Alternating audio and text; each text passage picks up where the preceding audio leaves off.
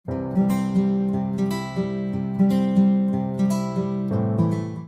Friends, welcome to Roja classic. இன்றைக்கி நம்ம வீடியோவில் கொள்ளு துவையல் எப்படி செய்யுதுன்னு பார்க்கலாம். அதிக சத்துக்கள் இருக்கிற இந்த கொள்ளு துவையல் பார்த்திங்கன்னா ரொம்ப சாப்பிட்றதுக்கு டேஸ்ட்டாக இருக்கும்.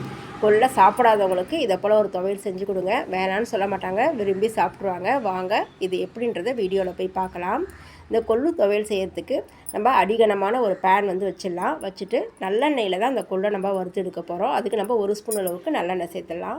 சேர்த்துட்டு நான் ஒரு 100 கிராம் அளவுக்கு கொள்ளு எடுத்துருக்கிறேன். இதில் கல் தூசி இல்லாமல் க்ளீன் பண்ணிவிட்டு புடச்சிட்டு ஒரு காட்டன் துணியால் நல்லா தொடச்சிட்டு இதில் வந்து நான் சேர்த்துருக்கிறேன். ஏன்னா நம்ம கடையிலேருந்து அப்படியே வாங்கிட்டு வருவோம், அது வந்து தண்ணியில் சேர்த்து வறுக்க முடியாது கொள்ளை. அதனால் நான் நல்லா காட்டன் துணியில் தொடச்சிட்டு இதை சேர்த்து வறுத்து விட்டுருக்கேன். வறுக்கிறது பார்த்திங்கன்னா ஒரு 10லேருந்து 12 நிமிஷம் ஆகும். கொள்ளு வறுக்கிறதுக்கு கொஞ்சம் டைம் எடுக்கும். கொள்ளு நம்ம சாப்பிடும்போது சாப்பாட்டில் சேர்க்கும்போது பார்த்திங்கன்னா நல்லா வேக வச்சு சாப்பிட்ணும். இல்லை நல்லா வறுத்துட்டு இதை வந்து துவையலாக அரைச்சி சாப்பிடும்போது செரிமான பிரச்சனை எதுவும் வராது. கொள்ளில் பார்த்திங்கன்னா நிறைய சத்துக்கள் இருக்குதுங்க. நார் சத்து இருக்குது, புரதச்சத்து இருக்குது. அதனால் நல்லா ஃபேட் இருக்கிறவங்க இந்த கொள்ளை வந்து சாப்பிட்டா உடல் இளைக்கும் அப்படின்னு நம்ம வந்து கொள்ளு வந்து சாப்பிட்ணுன்னு சொல்கிறோம். இப்போ கொள்ளு பார்த்திங்கன்னா ஒரு 20% அளவுக்கு வறுபட்டு இருக்குது. இந்த ஸ்டேஜில் நான் வந்து மிளகாய் வந்து நம்ம சேர்த்துடலாம். காரத்துக்கான மிளகாய் பார்த்திங்கன்னா நான் ஒரு 4 மிளகாய் எடுத்துருக்கிறேன். கூடவே ஒரு காஷ்மீரி மிளகாய் ஒரு 3 மிளகாய் சேர்த்து இந்த மிளகாயை இதில் சேர்த்துடலாம். கொள்ளு கூடவே இந்த மிளகாயை சேர்த்து வறுத்து விடும்போது நெடி ஏறாது. ஏன்னா நம்ம எண்ணெயில் தான் வறுத்து விடுறோம், அதனால் நெடி ஏறாது. அதனால் நம்ம இது நல்லா வறுத்து விடும்போது நல்லா மனமாக வாசனையாகவும் இருக்கும். இப்போ நான் மிளகாய் சேர்த்து நான் கொஞ்சம் நேரமாக வறுத்து விட்டுருக்கேன். லேசாக கலர் மாறி வருது பாருங்கள். இன்னுமே கொஞ்சம் நேரத்துக்கு நம்ம வறுத்து விடணும். இப்போ நான் இந்த ஸ்டேஜில் பார்த்தீங்கன்னா 1 ஸ்பூன் அளவுக்கு மட்டும் வெள்ளை உருட்டு உளுந்து சேர்த்துக்கிறேன். நான் டேஸ்ட்டுக்காக தான் 1 ஸ்பூன் அளவுக்கு உருட்டு உளுந்து சேர்த்துருக்குறேன். இது சேர்க்காமையும் நம்ம கொள்ளு மட்டுமே சேர்த்து துவையல் செய்யலாம்.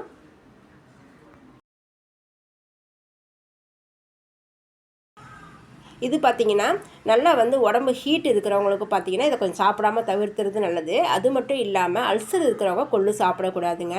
ஆனால் சைனஸ் ப்ராப்ளம் இருக்கிறவங்க, ஆஸ்மா பிரச்சனை இருக்கிறவங்கலாம் வந்து கொள்ளு சாப்பிட்டா இதெல்லாம் வந்து எல்லாம் சரியாக போகும். அது மட்டும் இல்லாமல் உடம்பு சோர்வு இருக்கிறவங்களும் வந்து கொள்ளு வந்து சாப்பிட்லாம். அதாவது வந்து இதில் வந்து இரும்பு சத்து அதிகமாக இருக்குது. ரத்த சோகை இருக்கிறவங்களும் வந்து கொள்ளு சாப்பிட்லாம். இப்போ பார்த்திங்கன்னா நல்லா வறுத்து விட்டுருக்குறேன். இந்த ஸ்டேஜில் பார்த்திங்கன்னா ஒரு கைப்பிடி அளவுக்கு தேங்காய் துண்டு சேர்த்துருக்குறேன். இது வந்து பார்த்திங்கன்னா நல்லா வெயில் நாளில் கொள்ளு துவையல் செய்யும்போது ரொம்ப அதிக உஷ்ணத்தை கொடுக்கும். இப்படி தேங்காய் துண்டு சேர்க்கும்போது பார்த்திங்கன்னா டேஸ்ட்டும் நல்லாயிருக்கும், அந்த உஷ்ணத்தையும் வந்து பார்த்திங்கன்னா கட்டுப்படுத்தும். அதனால் வந்து நான் எந்த அளவுக்கு கொள்ளு எடுத்துருக்கணும் அதுக்கு ஈக்குவலாக தேங்காய் துண்டு சேர்த்துட்டு கூடவே ஒரு கைப்பிடி அளவுக்கு கருவேப்பிலை சேர்த்துடலாம். இது கூட கொஞ்சமாக இஞ்சி, ஒரு 2 இன்ச் அளவுக்கு இஞ்சும் 2 பூண்டு பல்லும் சேர்த்துக்கலாம். பூண்டு பார்த்திங்கன்னா நான் 2 பக்கமாக கட் பண்ணி தோலோடு தான் சேர்த்துருக்குறேன். சேர்த்து எல்லாத்தையும் ஒரு தடவை நம்ம கலந்து விடணும். கொள்ளு பார்த்திங்கன்னா வறுபட்டு நல்ல மணமாக வாசனை வர ஆரம்பிச்சிருக்குது. நல்ல கலர் மாதிரி நல்ல மணமாக வாசனை வரும்போது இப்போ நம்ம ஸ்டவ்வை ஆஃப் பண்ணிடலாம். நான் வந்து ஸ்டவ்வை ஆஃப் பண்ணிட்டேன். ஆஃப் பண்ணிவிட்டு மறுபடியும் அந்த பேன் அடுப்புலேயே வச்சுட்டு மறுபடியும் நான் கலந்து விடுறேன். கொள்ளு ஆல்ரெடி நல்லா வறுபட்டுடுச்சு. நம்ம ஒரு 3/4 வறுபடும் போது அந்த இஞ்சி பூண்டு தேங்காய் துண்டெல்லாம் சேர்த்தோம். அதனால் இன்னும் அந்த சூட்லேயே வறுத்து விட்டுட்டு இதில் 1 ஸ்பூன் அளவுக்கு சீரகம் சேர்த்துட்டு ஒரு தடவை நம்ம கலந்து விட்டுடலாம். சீரகம் வந்து படப்படன்னு வெடித்து வரணும்னு அவசியம் இல்லை, இந்த சூட்லேயே வறுபட்டால் போதும். சீரகமும் இந்த சூட்லேயே நல்லா வதக்கி வந்ததுக்கப்புறம் இதில் வந்து கொஞ்சமாக வந்து நம்ம மல்லித்தழையை சேர்த்துடலாம். மல்லித்தழையை சேர்த்துட்டு இதையும் நம்ம கலந்து விடணும். நான் ஒரு 2 கொத்தளவுக்கு மல்லித்தழையை இதில் கிள்ளி சேர்த்துட்றேன். இதெல்லாம் நான் ஸ்டவ்வை ஆஃப் பண்ணிட்டு தான் சீரகம் மல்லித்தழை எல்லாமே சேர்க்குறேன். அந்த சூட்லேயே வதக்கி விட்டாலே போதும். அந்த சூட்லேயே மல்லித்தழை நல்லா சுருண்டு வதங்கி வருது பாருங்கள். இந்த துவையல் பார்த்திங்கன்னா ஒரு 3 நாள் வரைக்கும் நம்ம வெளியிலே வச்சு சாப்பிட்லாங்க, அவ்வளோ டேஸ்ட்டாக இருக்கும். இப்போ கொஞ்சம் நேரத்துக்கு இதை வதக்கி விட்டதுக்கப்புறம் இதை அப்படியே நல்லா ஃபேன் காற்றுல வச்சு நல்லா ஆற விட்டுடணும். ஆறுனதுக்கப்புறம் பார்த்திங்கன்னா இதை நம்ம மிக்ஸி ஜாரில் சேர்த்து அரைச்சி எடுத்துகிட்டு வரலாம். இதோடைய சூடு பார்த்திங்கன்னா கம்ப்ளீட்டாக குறைஞ்சிடுச்சு. இதை நம்ம மிக்ஸி ஜாரில் சேர்த்துடலாம்.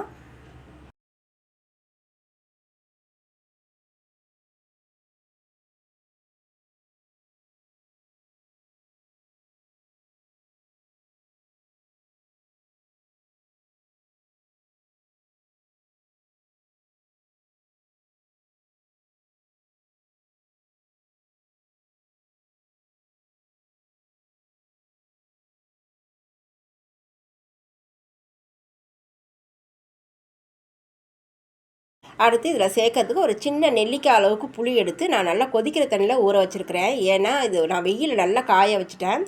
புளி ரொம்ப அழுத்தமாக இருக்குது, அதனால் நான் நல்லா சூடாக தண்ணியில் வச்சு இதை ஊற வச்சுருக்கிறேன். இதை நல்லா கரைச்சி விட்டுடலாம். நல்லா ஹார்டாக இருக்குது, கொஞ்ச நேரம் நல்லா கரைச்சி விட்டுட்டு நம்ம இதோட சேர்த்து இதை நம்ம அரைக்க போகிறோம். இந்த புளி தண்ணியை இதில் சேர்த்துக்கலாம். நான் நல்லா சுட தண்ணியாக இதில் நான் போட்டு வச்சுருக்கிறேன். நம்ம தண்ணியும் பார்த்திங்கன்னா கொதிக்கிற நிலையில் இருக்கிற தண்ணியில் தான் நான் புளியை ஊற வச்சேன். அதில் பார்த்திங்கன்னா லேசாக அந்த நார் இருந்துருச்சு. நான் காய வைக்கும்போதே எல்லா நாரும் எடுத்துட்டேன், ஆனால் இதில் எப்படியோ ஒரு நார் இருந்துருச்சு. அதனால் அந்த நாரை எடுத்துகிட்டு நான் அந்த புளியை மட்டும் இதில் சேர்க்குறேன். புளி சேர்த்துட்டு நம்ம புளி கரைச்ச தண்ணியுமே கொஞ்சமாக சேர்த்து நம்ம கொஞ்சம் கொஞ்சமாக சேர்த்து இதை துவையலாக நம்ம அரைக்கணும். நான் புளி கரைச்ச தண்ணியும் சேர்த்து கொஞ்சமாக ஒரு 2 ஸ்பூன் அளவுக்கு எக்ஸ்ட்ரா தண்ணியும் சேர்த்து இந்த பக்கம் நான் அரைச்சி எடுத்துகிட்டு வந்திருக்கேன். இந்த ஸ்டேஜில் இந்த துவையலுக்கு தேவையான அளவுக்கு உப்பு சேர்த்துடலாம்.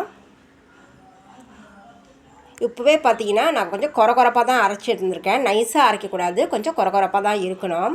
இப்போ உப்பு சேர்த்துட்டு லேசாக ஒரு நிமிஷம் போல் அரைச்சி விட்டாலே போதும்.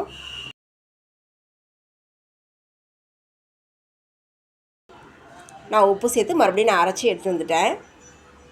இதில் தண்ணியெல்லாம் எதுவும் சேர்க்கக்கூடாது. இது அப்படியே இந்த ஜாரில் இருக்கிற இதே அளவுலேயே நம்ம மாற்றிக்கலாம். மிக்ஸி ஜாரில் தண்ணி சேர்த்து அதை இந்த துவையலோடு சேர்க்கக்கூடாது. இப்படி சேர்த்தனா நம்ம ஒரு நாள் மட்டும்தான் இதை யூஸ் பண்ண முடியும். நம்ம அரைக்கிற அந்த துவையல் பார்த்திங்கன்னா ஒரு 3 நாள் வரைக்கும் இதை வச்சு சாப்பிட்லாம். வெளியிலே வச்சு சாப்பிட்லாம், சாப்பிட்றதுக்கு நல்லாயிருக்கும். நான் தண்ணி எதுவும் சேர்க்காமல் அந்த அரைச்ச விழுதை அப்படியே ஒரு கிண்ணத்தில் மாற்றிக்கிறேன்.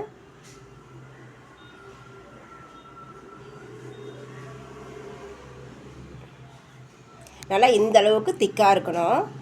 நம்ம புளியெல்லாம் சேர்த்துருக்கிறதால இது வீணாக போகாது, நல்லாயிருக்கும். இதுக்கு ஒரு தாளிப்பு கொடுத்துடலாம். தாளிப்பு நல்லெண்ணெயில் தாளிக்கணும். நல்லெண்ணெய் பார்த்திங்கன்னா கடுகு உளுத்தம் பருப்பு 2 வரமிளகாய் சேர்த்துருக்கிறேன். கூடவே 1 ஸ்பூனுக்கு சீரகமும் நல்லா ஒரு 3/4 ஸ்பூன் அளவுக்கு பெருங்காயத்தூளும் சேர்த்துக்கலாம். நல்லா வறுபட்டு நல்லா மணமாக வாசனை வரணும். தாளிப்புக்கு எண்ணெய் கொஞ்சம் தாராளமாகவே சேர்த்துக்கலாம். நல்லா எண்ணெயை கொதிக்க வச்சு எடுத்துகிட்டு வந்துருக்கிறதால அந்த கடுகு உளுத்தம்பருப்பு சீரகம்லாம் நல்லா அளவாக வறுபடுற வரைக்கும் கொஞ்சம் நேரம் வெயிட் பண்ணிவிட்டு இந்த தாளிப்பை இதில் சேர்த்துடலாம். அவ்வளோதாங்க, நல்லா ஒரு ஹெல்த்தியான கொள்ளு துவையல் ரெடி ஆகிடுச்சு.